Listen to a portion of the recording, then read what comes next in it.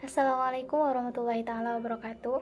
Saya Eko Lucianawati. Di sini saya sebagai pemateri kelima dari kelompok 2 akan menjelaskan mengenai teori model perubahan dapat digunakan dalam dunia pendidikan.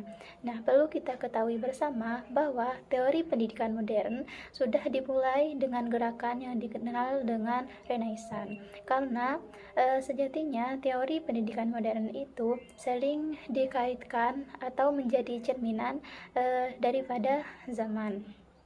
Nah, dapat dikatakan bahwa pendidikan modern dimulai pada zaman Renaissance, serta dasar-dasar berbagai teori modern pendidikan telah diletakkan pada zaman kuno dan juga zaman pertengahan.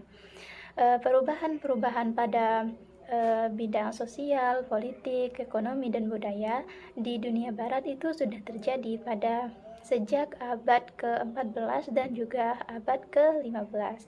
Nah, perubahan-perubahan tersebut kemudian mengkristal, kemudian menjadi teori-teori pendidikan modern. Perlu kita ketahui bersama, berbicara masalah teori-teori pendidikan modern, hendaknya kita harus mengetahui terlebih dahulu mengenai paradigma-paradigma pendidikan, yang mana di sini ada 4 paradigma. Yang pertama itu rasionalisme, di mana hal ini menekankan pada pemikiran atau berdasarkan pada akal. Yang kedua itu ada empirisme, yang ketiga ada positivisme, yang keempat ada saintisme. Nah, di mana pendekatan-pendekatan ini merupakan paradigma yang dianut oleh sebagian besar para pemilik kepentingan pada saat itu. Nah, selanjutnya kita masuk pada teori-teori modern dalam pendidikan. Teori modern dalam pendidikan itu ada 4 juga. Yang pertama, teori humanisme, di mana pada teori ini siswa itu menjadi salah satu objek yang utama dalam teori ini. Ya, yang kedua itu teori behaviorisme ataupun perilaku. Hal ini menjelaskan bahwa lingkungan eksternal itu berpengaruh kepada kebiasaan kita ataupun perilaku siswa, seperti itu.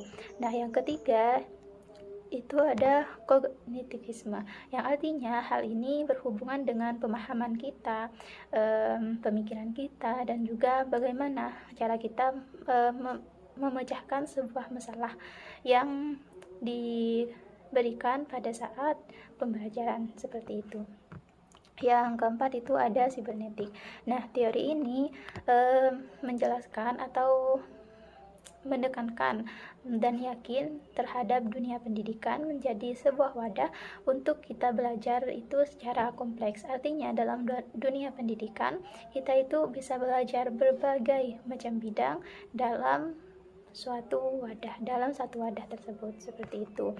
Nah, selain itu, lain daripada paradigma dan juga teori pendidikan modern tadi, suatu lembaga pendidikan itu sangat membutuhkan yang namanya pemimpin. Nah, pemimpin di sini nantinya akan memunculkan teori kepemimpinan. Maka dari itu, mengapa butuh? Karena jika suatu lembaga ingin melakukan perubahan yang lebih baik, maka harusnya dipimpin oleh seseorang yang handal dan juga pemimpin yang baik, seperti itu. Nah, di sini ada 2 jenis kepemimpinan. Yang pertama ada kepemimpinan transaksional, yang kedua ada kepemimpinan transformasional. Namun yang lebih baik di antara keduanya yaitu kepemimpinan transformasional. Karena apa? Karena di sini pemimpin itu memiliki peran penting untuk bawahannya atau untuk stafnya. Agar apa? Agar stafnya itu memiliki motivasi dalam diri mereka dan juga memberi dorongan kepada diri mereka itu untuk bisa melakukan atau menggapai target yang ada pada lembaga tersebut, yaitu menjadi lembaga pendidikan yang baik, seperti itu. Mungkin hanya sekian dari saya, kurang dan lebihnya mohon maaf. Wassalamualaikum warahmatullahi taala wabarakatuh.